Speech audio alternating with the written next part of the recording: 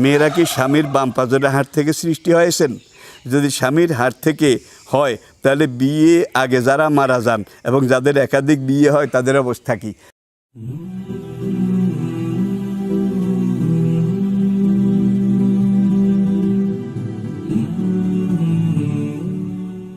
আসলে বাম পায়ের হাড় থেকে সৃষ্টি করা হয়েছে, এটা কিন্তু কথাটা ডাহা মিথ্যা কথা।